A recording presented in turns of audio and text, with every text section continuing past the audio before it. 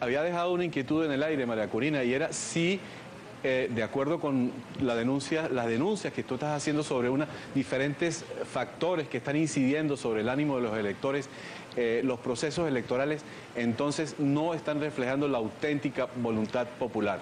Antes de contestarte, yo quisiera terminar de elaborar y describir el panorama completo, porque yo solamente he hablado hasta ahora de aquellos elementos del diseño del proceso electoral que el Consejo Nacional Electoral ha puesto en práctica y que sí tienen un impacto y que sí alteran esos resultados. Pero hay otros dos componentes fundamentales. Uno es el ventajismo.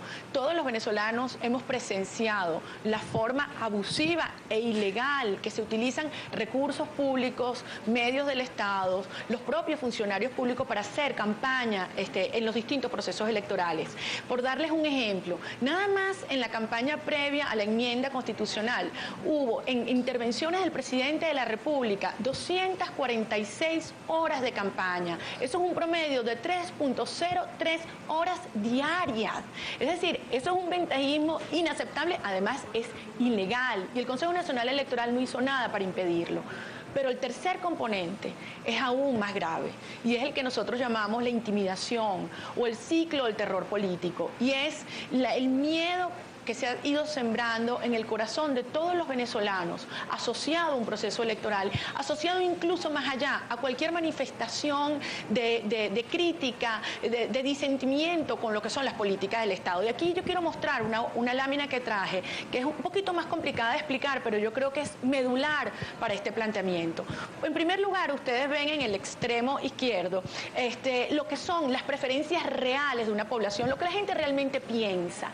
Cuando a la población se le hace sentir que si va a tener una opinión contraria al gobierno va a ser castigada, imagínense lo que ocurre cuando tocan la puerta de tu casa para hacerte una encuesta.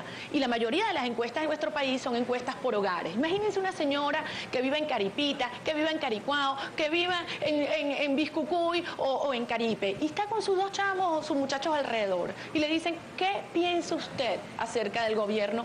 ¿Cómo va usted a comportarse electoralmente? Evidentemente, en los países donde existe intimidación política, el resultado inmediato son encuestas que inflan, que abultan los resultados de apoyo al gobierno de turno. Y eso, cuando vemos en el proceso electoral el impacto que tiene, es muy preocupante, porque en primer lugar desincentiva una actitud electoral crítica al gobierno, porque la gente dice, oye, me voy a arriesgar si de todas maneras no tengo muchos chances de ganar. Pero si a ese elemento le incorporas la percepción de que el voto no es secreto, la percepción, si la gente siente que el gobierno puede saber cómo votó indiscutiblemente, el resultado final, como vemos en el extremo derecho, es unos resultados que van a favorecer al gobierno de turno. Y entonces la relación es inversa, lo que mucha gente dice, oye, esos resultados electorales son correctos porque lo decían las encuestas. Es todo lo contrario, es el efecto de la profecía autocumplida. La encuesta hecha en esas condiciones, bajo un ambiente de terror, en los hogares de los ciudadanos, tiene un efecto que impacta adversamente cualquier actitud crítica al gobierno, de disentimiento en un proceso electoral. Ahora, ¿no resulta una contradicción decir que la gente le miente a las encuestas, pero que al mismo tiempo vota por el oficialismo? No, no, no. Yo lo que estoy diciendo es precisamente la gente tiene miedo en las encuestas y por eso favorece al oficialismo en las encuestas. Por eso le miente. Y la gente con el mismo miedo agravado a la hora de votar no se atreve a hacerlo en libertad. Todo lo contrario, o sea, el mismo comportamiento que tú ves en las encuestas lo reproduces en los resultados electorales y los dos perjudican a cualquier actitud crítica. Agrégale un elemento aquí, Roberto, y son cifras oficiales del propio gobierno. Si tú sumas los empleados públicos, los pensionados, las personas que reciben aportes económicos mensuales de las menciones educativas, estamos hablando de 4.794.000 personas. Eso representa el 28% del registro electoral. El 28% del registro electoral. Imagínate. Y eso sin contar a veces sus familiares, los contratistas del Estado, los mismos miembros de las Fuerzas Armadas. Yo quiero relatarte porque hay que ver esto en el día a día, viéndole la cara a la gente, cómo la gente lo siente y lo sufre.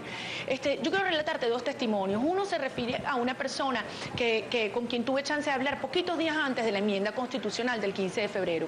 Esto fue en el sector La Candelaria, en Tinaquillo. Saliendo de una reunión pequeña, en un sector muy, muy popular, me llama, me jala por el brazo y este muchacho me dice, Javier, por cierto, María Corina, tengo que hablar contigo. Ya sabemos cómo van a descubrir por quién votamos en este próximo proceso electoral. Y yo le digo, ¿cómo, Javier? ¿Cómo que por quién? ¿Cómo van a saber tu voto? El voto es secreto. Y me dice, no, en esta oportunidad lo van a saber utilizando el satélite Simón Bolívar. Le habían hecho sentir, le habían transmitido a la población de que obviamente con un satélite que no sabemos ni siquiera para qué sirve hoy en día, podían detectar si el voto, cómo había votado cada ciudadano. María Corina, tenemos que ir a la pausa comercial, pero te dejo una pregunta en el aire. Si eso es así como tú dices, y no hay por qué dudar de tu palabra, ¿qué sentido tiene entonces ir a votar si todo está ya de antemano, todo está fraguado para que el gobierno sea el que gane las elecciones? Vamos a ir un momentico a la pausa y ya regresamos con María Corina Machado.